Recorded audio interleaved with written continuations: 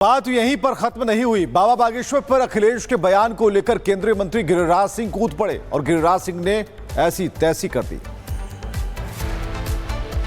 अखिलेश यादव ने जिस तरीके से बाबा धीरेन्द्र शास्त्री पर जिस तरीके से बयान दिया है, किस तरीके से देखते हैं? देखिए, अखिलेश यादव डर गए हैं। बाबा बागेश्वर उनके सारे पोल खोल देंगे, इसी से डरे हुए हैं। और ये लोग सनातन को गाली देंगे एक तरफ और दूसरी तरफ जातिवाद का नंगा नृत्य करेंगे। ये लोग परिवारवादी हैं, जातिवादी हैं और सनातन को गाली दे करके अपनी राजनीति करना चाहते हैं, सनातन के साधुओं को। अखिलेश यादव कहना है कि अंडर टेबल पैसा लेते हैं, लेकिन क्या इसी तरीके की बातें मुसलमानों के धर्म गुरुओं को लेकर भी बोल सकते हैं? इनमें हिम्मत नहीं है।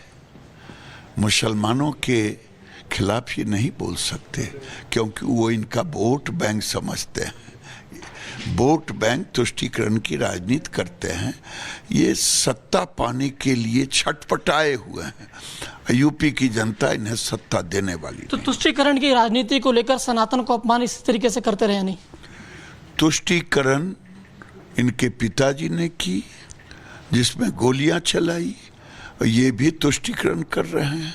लेकिन उत्तर प्रदेश की जनता इन्हें सबक सिखाई, गोली चलवाई। ये हमेशा सनातन विरोधी हैं, ये कभी नहीं कथा कराएंगे। अगर कराएं तो मैं करने तैयार हूँ, इनको ही और दे दूंगा, समझ गए? क्योंकि धीरेन्द्र शास्त्री जी ने कितनी शादियां कराते हैं गरीब कन्याओं की, हजारों हर साल कितना उनको कन्याओं को, गरीब कन्याओं को देते हैं, अस्पताल बना रहे हैं, अनेक ऐसे धार्मिक कार्य कर रहे हैं। वो तो इसीलिए कहते हैं अगर कोई दक्षिणा दे भी रहा है कथा में तो मैं इसी में लगाऊंगा, अस्पताल में, कन्याओं के शादी विवाह में, अच्छे कार्य में लगाते। ये क्या जाने, ये तो हमेशा सनातन विरोधी रहे। इनका खून ही वो, ये टेस्ट करा लो आप, तो ये सब विरोधी है, समझ गए?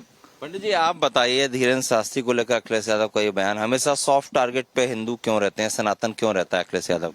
उनने उनकी वो बना ली है कि अब जैसे कि अगर वो मुस्लिम धर्म गुरु पे बोलें तो उनको आने वाले समय में वोट नहीं मिलेगा, क्योंकि वोट के लिए वो अपनी राजनीति कर रहे हैं। और जो उनका जो समाज है, समाज से क्यों वो बोलेंगे? समाज उनकी विरोध नहीं कर रही है, जो राजनेता लोग हैं वही कर रहे हैं। जैसे मुलायम सिंह ने भी विरोध किया, अखिलेश यादव ने भी विरोध कर रहे हैं। तो ये क्या है कि उनकी समाज नहीं कर रही है। जैसे धीरेन्द्र शास्त्री जी हैं, उनकी समाज से भी कई कन्या उनके विवाह कराए हैं। अगर इतना ही उनको वो है तो वहाँ है, और यहाँ समाज में उनकी कन्याओं का विवाह करके दिखाएं। ठीक कह रहे हैं आप। कुछ बता पाएंगे क्यों आखिर ऐसा अखिलेश यादव के मुंह से निकलता है, सनातन का अपमान क्यों करते हैं? ये इनका हर बार सही रहा है, और ऐसे अखिलेश यादव नहीं, इनकी कई पीढ़ियां रही हैं जो कि सनातन के विरोध में रहती हैं। और जैसा कि बागेश्वर धाम श्री धीरेन्द्र कृष्ण शास्त्री जी जो हैं, वो हमेशा सभी समाज को लेकर चलने वाले हैं। वो कभी ये नहीं कहते कि कोई ब्राह्मण ही उनके उसमें आए, उसका ही भला करें। वो हमेशा छोटे लोगों को, या मतलब दलित लोग जो हैं, उनको भी आगे बढ़ा के चल रहे हैं। वो आप देखेंगे अभी ऐसे उन्होंने 2 साल 3 साल से जो करवा रहे हैं सामूहिक सम्मेलन, तो उसमें भी उन्होंने ज़्यादातर दलित लोगों को ही एकत्रित किया, उनको ही उन्होंने उनकी शादियां करवाई हैं। बाकी ये तो सिर्फ सनातन को टारगेट बनाते हैं, सनातन पर ही ये बोलते हैं, अन्य धर्म पर ये नहीं बोल सकते। क्यों नहीं बोल सकते? क्योंकि ये यदि बोल देंगे तो ये अंडरग्राउंड हो जाएंगे, ये ओपन नहीं रह सकते, न कभी चुनाव में आ सकते, न लड़ सकते, क्योंकि ये पता नहीं कहाँ से किस किस देश से इनके ऊपर हमला बोल दें लोग। ठीक बात है। माफी मांगना चाहिए क्या अखिलेश यादव को? माफी मांगने से क्या होगा? जिसकी जाकी रही भावना, जैसी प्रभु मुहूर्त देखी तिन तैसी, ये तो इनकी वो विचारधारा बता रही है।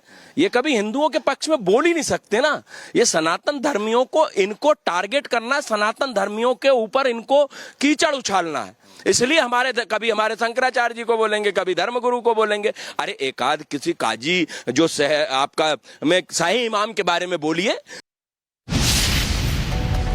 तो बात यहीं पर खत्म नहीं हुई। बाबा बागेश्वर पर अखिलेश के बयान को लेकर केंद्रीय मंत्री गिरिराज सिंह कूद पड़े और गिरिराज सिंह ने ऐसी तैसी कर दी। अखिलेश यादव ने जिस तरीके से बाबा धीरेन्द्र शास्त्री पर जिस तरीके से बयान दिया है, किस तरीके से देखते हैं? देखिए, अखिलेश यादव डर गए हैं। बाबा बागेश्वर उनके सारे पोल खोल देंगे, इसी से डरे हुए हैं। और ये लोग सनातन को गाली देंगे एक तरफ और दूसरी तरफ जातिवाद का नंगा नृत्य करेंगे। ये लोग परिवारवादी हैं, जातिवादी हैं और सनातन को गाली दे करके अपनी राजनीति करना चाहते हैं, सनातन के साधुओं को। अखिलेश यादव का कहना है कि अंडर टेबल पैसा लेते हैं, लेकिन क्या इसी तरीके की बातें मुसलमानों के धर्म गुरुओं को लेकर भी बोल सकते हैं? इनमें हिम्मत नहीं है। मुसलमानों के खिलाफ ये नहीं बोल सकते क्योंकि वो इनका वोट बैंक समझते हैं। वोट बैंक तुष्टीकरण की राजनीति करते हैं। ये सत्ता पाने के लिए छटपटाए हुए हैं। यूपी की जनता इन्हें सत्ता देने वाली तो तुष्टीकरण की राजनीति को लेकर सनातन को अपमान इसी तरीके से करते रहे नहीं? तुष्टीकरण इनके पिताजी ने की, जिसमें गोलियां चलाई, और ये भी तुष्टीकरण कर रहे हैं। लेकिन उत्तर प्रदेश की जनता इन्हें सबक सिखाई। अखिलेश संतों पर आरोप लगा रहे थे, लेकिन अब घिर गए हैं और खुद को घिरा क्यों पा रहे हैं? क्योंकि सबसे पहले धीरेन्द्र शास्त्री पर उन्होंने बहुत कुछ कहा, अंडर द टेबल की बात की। अब संत समाज उन्हें दूसरी नजरों से देखना है।